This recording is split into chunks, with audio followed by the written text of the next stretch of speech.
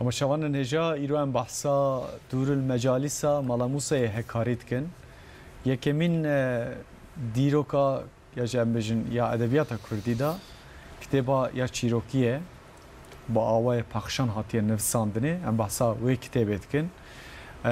چما گرینگی مهنک بحثا وی کر نواروکا وی یا دسپیکا وی و ام بجن بداوی بونا چیروکان چاوه مهنک بحث کر ایرو میوان من همین عمر خوشناوه او لزانینگاه ها یا سورانه ل بجن هرما کردستان عراقی نها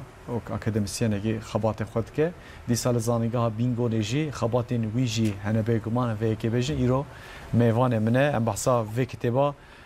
مهم و گرینگ دکن یا راستش بو کسی که دوی چیرو که دا سر مسئله چیرو که خبتن از بارم جوانجی چافکانی که گل لکی باشه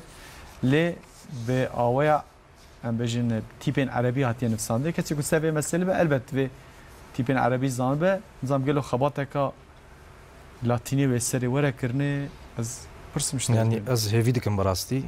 نيتا ماجي هي ام بكين لاتيني تيجي باشا ها ام بكين لاتيني يعني حوجي براستي او قاس جبو كرمانجان وجبو لاتينيا فر حوجي او قاس براستي جبو سوراني يعني خويندفانين سوراني او قاس جرينجاوي هي جبو كردان تفاوي هي اللي لفر زيادة براستي جرينجاوي هي هم جبو جرامرا كرمانجي هم جبو ديروكا بخشانا كرمانجي هم جبو تكنيكا تشيروكان براستي امنها مثلا حوجين خبات لسر تكنيك وبنيادا هم تشيروكي فولكلوري هم تشيروكي نفيسكي يعني تشيروكا دفكي وتشيروكي نفيسكي بيتكرن براستي جبر هندي يعني اگر بيت لاتيني كردن تشتكي جرينجا نهر او برتوكا براسي او كولكسيون الجاباي نزيك تشيل بانجي دس خدبي يعني حق بو برجي هاد با كرن لان هاجي ندرنجا يعني اگر بيت كرن براسي تشتكي باش دبي وممكن ديروكا كردان يعني ديروكا كولتوريا كردان وام بسولان دي بيجين ورد سرخان تحول جورينك تشيبوبي جاو جورين جهمو اليان جبو نفيسكران جبو خوندوانان باش دبي جبر هندي حتى او نافي دور المجالس يجي ما جبر كر بحسب كاين يعني دور عربيه بمعنى جوهر مرواري او يكون ناف بحر دانا او كفري بربها جرام بها اجا غوتيا مجلسان يعني دناف مجلسان دوك قولي مجلسان وك تشتكي جرام بهاي مجلسان يا ديوان عنده هات يكرن اف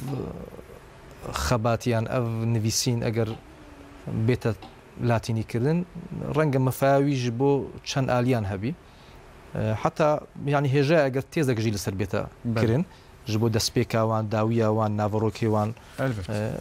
او همو الي وان كل سر هاتي نفيساندن دكار انسان سر بخبتي حمي خوجا ملاموسا خوازم مثلا ملاموسا جناس بكم پیشیوی دزی پرسه کشته بکم از من نه مثلا دیروکا و ام بجن سال 1857 بله اف مثلا ملاموسا وقت ترادیسیونا ام بجن یک کم تدی مثلا پیشگوتن نه ایلا کی کتابک پیشگوتنه کاوی هی یا جا ام بجن داویه خودی کو بداوید که دبجه فلان از فلان ساعت دا من نفسان دیه فلان وقت دا من نفسان دیه حتی هنک وقت ام دزانکو وقت ترادیسیونه کیه وقت ام بجن چافکانیا کو مرو نشان بده وقت دیرو که دا وقت کفن شوپیه که به آویا ام بجن و اوکا عربی منابه وش بیرا کر مقدمه؟ نه او حلفا دبشیرن و دنویسینن نابه ناتا بیرا من گلو بوشه وازی نویسان دیه لکه داری دا مرو دبینه از بینی و سرده میدان نویسان دیه بخواد بشه؟ بله دسبيك دو إشارتي وهنا دو علامتي وهنا لدسبيك دبيجي مثلا كتاب در المجالس لملا موسى الحكاري دسبيك تن أف عنواناوي هي مثلا نيفيسكاري ونابجة زبني نيفيسكاري وي يعني نابجة في المشفلان قرتيه نا تشتكي نابجي تني لدسبيك دبيجي كتاب در المجالس ملا موسى الحكاري لداوية تشتكي دبيجي أو أجاهيج بما برجنيك دبيجي تمام بو ترجمة كتيب يعني برتوكك بتشوك رسالة كي بتشوك تمام بو ترجمة قوتيه جبر هندي ام ليفر ساكنين لسه ترجمه نقولي تمام بو اف كتاب اما خوجا مثلا ام نزان او ترجمه كرمانجيه بكرديه آخر تو تێکس کورمانجیە دەما دەبێژی تەرجەمە یعنی ژ زمانەکەیتن هاتێ وەرگرتن ئیجا عەرەبیە فارسیە تورکیە چ زمانەکە ئەمەروی دزانە یعنی فارسی نای فارسی کرد فارسی ناکردن کوردی ناکردیکردن هاتیە گوتی تەرجەمە کوتەی بە دروڕ مەجالیس بە زمانی کورمانجی گوتیە ژ تەقریرە مەلا موسای حەکاری ji بۆی جەنابێ قونسوڵ ژابایێ تاریخ گوتیە 2 ڕەبیع الأولێ ساڵە 1274 هیجری ئیسلامی ئەف تاریخ لە مقابلێوی دکاتە حتا تاریخ ڕۆژی گوتیە خلاص بووە دکاتە 21 مەهێ 10 1857 میلادی یعنی تنی ئەف ئاگاهی هەیە پشتی لە هەندێک چاافکانیان لەسەر مەلا موساژی ئاگاهیتونە ئەم وێ شاغی دەزانین مەسەرەن ئەو چاافکانی دەبێژن مەلا موسا شێورمەندێ ژابایە بووە حتا ئەو خەتێ من مقایسە کرد مقارنە کرد دەگەل پەرتووکێن مەلا مەحمودێ بەیازیدی ئەس گومان دکەم کو وی ساڵی 1957 مەلا موسای حەکاری وەفات کردە چ خاستە گۆ مامۆستا 1957 ئەو خەتە مەلا مەحمودێ بەیازیدی یعنی ئەس گومانێکی منی زێدە هەیە کو ئەو خەتە مەلا مەحمودێ بازیدی بی مەلا موسا وەفات کردە ئیجا جارێکی دن مەلا مەحمودێ بەیازیدی ji بۆ قونسوڵ ژابایێ نویساندیە چونکە نابێژی من وەسا کرد دەبێژ تەقریرە مەلا موسای حەکاری یعنی وەکە غایی بەحەز دکە یعنی مەسەن ئەز مەلا مەحمودێ بەیازیدیمە ئەو پەرتووکێ دەستخەتێ مەلا موسا دینێم ئەس جارێکی دن بە خۆشکی دنویسینێم ji بۆ کێ ji بۆ ژابە ئیجا دەبێژێ تەقریرە مەلا موسای حەکاریە لەسەرش دیبێژێ کتاب دڕ المەجالیس لی مەلا موسا الحەکاری یعنی نابێژی ئەز مەلا موسای حەکاریمە یعنی نویساندن جارێکی دن نەسخکردن جارێکی دن ئەس گومان دکەم کو مەلا مەحمودێ بازی بچکە خەتێوان پڕ نێزیکی هێڤن من مقایسە کرد لێ بخۆ تەسبیت دکا دەبێژە یا مەلا موسای حەکاریە و چاافکانی دنجی دەبێژن مەلا موسا شێورمەندێ ژابایە بووە ji بۆ مژارên فارسی تنێ ev agahiyê newsa tune ev agahiyê yani mesela ji xeynê mala Musa xutêmer bas dike tune ew hate bîram hesabê ebcedê tedî hinek bi hesabê ebcedê ebcedî nenivîsandiye bi tarîxa hîcrî wê çaxê tarîxa hîcrî hebûye hem ji bo Osmanyan jî tarîxa îslamî hebûye tarîxa miladî nebûye lê çûnke mehu roj û sal gotiye min ev muqayese kir dikata 21 dehê 1857 نزیکەی 167 ئەزێ مثلا مەڵە موسای حەکاری ئەنها بەرناوکە ئەم دفکرنیە هەکاری مثلا هەکاری تدی وقتێک مرد بێژێ جۆلە مەرگ مەرە باسا ناوەنداوی دەردکە وقتی مرد بێژێ هەکاری مەرە باسا جۆرافیە کەپچێک مەزن دەکە یعنی هەرێمەکە ئەو دەر عجبا ئەو هەکاریە و ئەم دەبێژن یعنی کۆ خصوصەتەن ژی ئەلەکساندر ژابا ئەم دەزانن کۆ دەرە زێتر خزمەتێک کریە ژی خەباتێک کریە yani dibeko niha em bahsa Şirnexê bahsa ya jî em bêjin Erzurumê nîzîkê wê derkê belkî ola Erzurum belkî biçek dûr be me dikare bêje bazît yani ji duhokê ra ji duhokê ra heta nêzîkê Muslê ra heta digate Amedî jî dikevin Amedî jî dikevin avê mesela Zap ew ku dibêjin Zap ew mantiqa Zap hemû dibe hekarî heta nêzîkê wanê jî dibe hekarî mesela ev snûr wê çaxê mîrektî bûye berêwî مثلا وقتی دەبێژێ 1957 هێشت چەند ساڵ دەرباز بووە بەسەر خراکردنە میرەکتیە کوردان چونکە ئەو هەون دەزانن مەسەلا میرەکتیە بابان و میرەکتیە بۆتان و میرەکتیە سۆران وانە 1930 حتا 1950 ئەوانە قەدیان پشتی بە قەدیان ئەف ناو هەرما بوو ناو خەڵکیدا بە ناوی هەکاریدا گەلک عالمی مەژی مثلا نەهەر ناو مرکزە جۆلەمێرگێ دەردۆراوێ یان دبن حکمڕانیە هەکاریەدا مەخلە ساوانیان پاشناوێوان بە هەکاریاتە نویساندن ئیجا ئەم ڕاستی ئاگاهیتون نەزانین مەلا موسا گەلۆ خەڵکێکی لە هەکاری خەڵکی کو دەرێ کیژان گوندە کیژان باژێری بچووکە ینی خەینە vêjî ew kawî tune nasa ez benê tenê ev berhem tenê ev berhem weke mela Mehmûdê niye mesela mela Mehmûdê Beyazîdî berhemê wî zêdena ji ber hindê ez weke gumanek wisa dibînim ku umrê mela Musayê hekarî li baş jabayê kêm bûye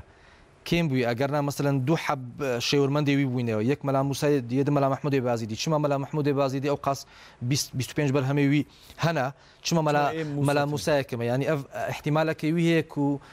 مەلا موسا زووتر وەفاتکردبی ji ber هەندێ پشتیوی مەلا مەحمود جارێکی دندێ ئەو بەرهەمێ دنویسینی تۆ و پێشکەشێ ژابایە دکا و ژاباژ ئەوانە ji بۆمە پاراستیە ئەگەرێکی دنجی هەیە گومانێکی احتیمالێکی دنجی هەیە و بەرهەمێوی هەنێکی دن هەبوو بن لێ دناو ئەو 206 بەرهەمێن کوژابا ji بۆمە پاراستیە و پشتی وەندا بوونە نهاتنێ 6 حەبمایە بەڵکی دناوان ئەوەن دابوون ئەو یەکوان دابوون دناوان دابوون ینی بەڵکی دو پاشە ڕۆژێدا هەندێکی دن دەرکەون ینی ئەم ڕۆژ بە ڕۆژ لە بەندینە کو دناو ئەو کۆلکسیۆن دەناو ئەو دەستخەتێن چ لە گوندان چ لە باژێران چ لە پایتەختێن وڵاتێن ئەوروپیدا دەستخەتی عالمی کوردگەلەکەنە چ لە ئەرشیفا عوسمانیدا هێواش دەردەکەون بڕاستی دەردەکەن هەولێ ئەمە شتە نزانم لە باشوژی هەمان تشت هەیە زبێنی نامەسەلە لە تورکیە ئەم بژن دەستخەتێن باو باپیرێن ئێن هەنگ کەسا هەبن یعنی حەیاک و یەک ئەم بژن مەراقدارێکی یا ئەم بژن لێکۆلینەرێکی نەچێ وێ دەرکێ نەبژێ کاوێ نابدن من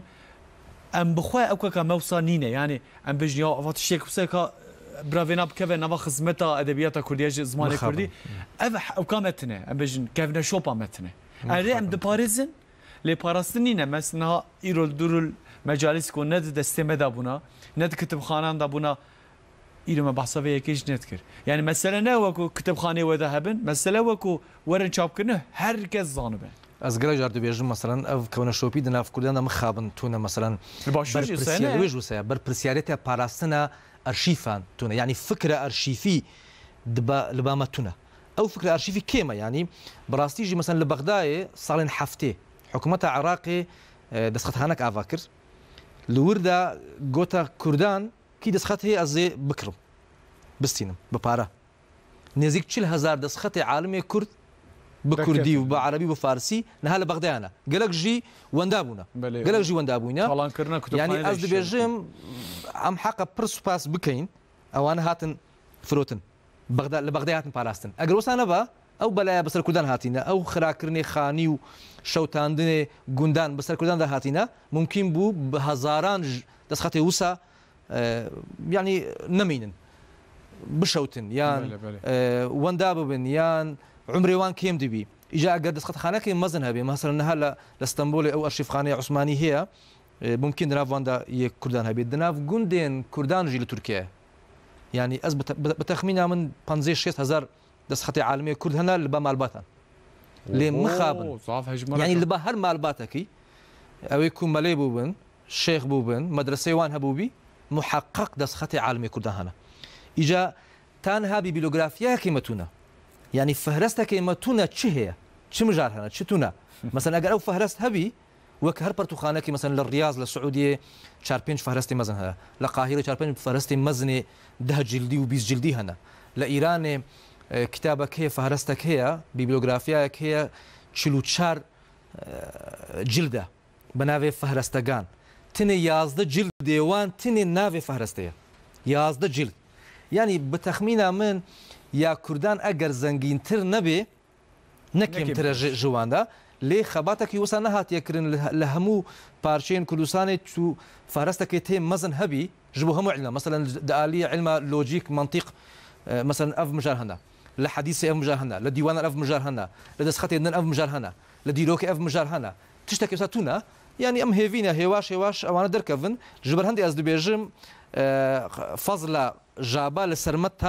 تەمامان هەیە ئەگەر ژابە ئەوانە نەپاراستبە محقق نەها ئەف دەستخەت لە گوندەکی دەکەتە ناو ئاڤەیان دشەوتیان وەندا دەبوویانێ ئەس بینی ئەز تەبی قوتێک و مەسەلا مە چیرۆک و هیکایە بن دوێ ئیلاکی مەرڤ حەبکی دە حەب هیکایەتان ژی بخوین ئەمە باسانێک ناوەڕۆکان کرد ئەس بینی وەکو مەگۆ یعنی سەر مەڵای موسای هەکاری ئاگاهی تنێنێ یعنی نە ڕۆژبووناوی هەیە دایکبووناوی نجی مرناوی هەیە وەفاتاوی هەیە تنێ مخابن تنێ ئەف کتێباوی سەردەماوی هەیە ینی 1970 هەیە ینی ئەز صاحبکی هیکایەتێکی ji بخوین سێ هەب هیکایەتە مامۆستا هەمی خۆژە وەرگەراوی کرد بلاتینی ژمڕاژی شاندێک ئەس بە تەلەفۆنە خۆ دەزانێکی بخوینم ڕیوایەت تێتە کردن و di zamanê Hezretê Silêman aleyhisselam mirovek ji tayfa qibtiyan tutiyeke xweş ehlan û nadirxwan bi miqdarekî dirav kirî lewra ku qewî zêde xweşxûn û zerîf bû ewî mirovî tutî bire mala xwe û zamanek jî jinik wî dîsan wekî berê xweş mawsa ez dixwînim çi dike evî Remzanî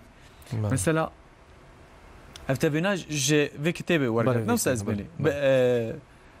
بس بفارسی و اورجینالاوی ورگرانده کرمانجی وی ورگرانده کرمانجی ملا موسى ورگرانده کرمانجی من تني لاتيني كر افجيلو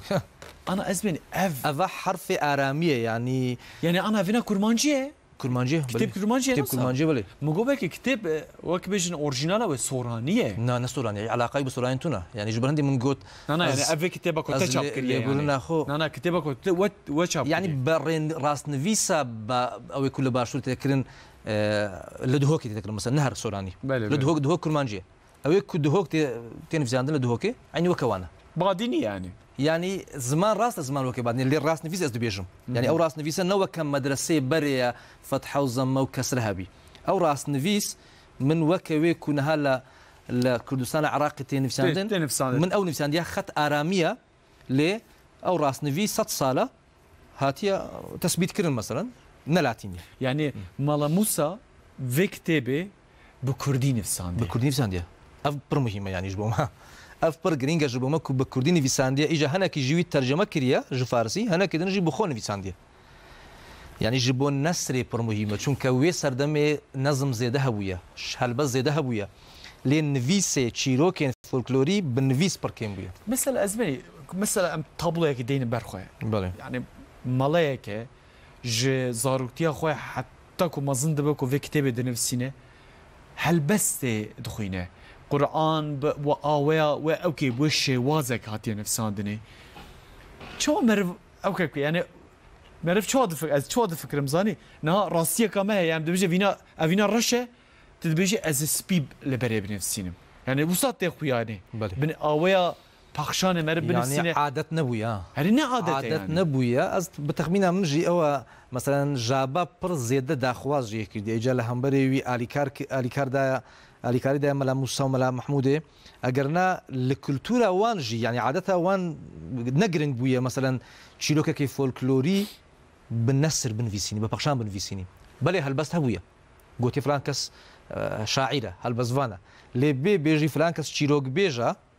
تشتكي وساتو نويا بقوتن هبويا لي بنفيس نويا ازبني مرد كاربيجيكو ملا موسى حكاريجي نه یکمین کسی که به پخشان نفساندیه نخو ملا محمود يجي نفساندي او انا هردو كان لي الكرمانجي نسوراني وانا الكرمانجي افد بن يكم كاس تسبيك دبن تسبيك لي بري وان بسوراني پخشان هنا بري پخشان او مثلا مولود ليفر بپخشان تو نوينا هرب نظم وينا لور مولود نام بپخشان هي يعني بريا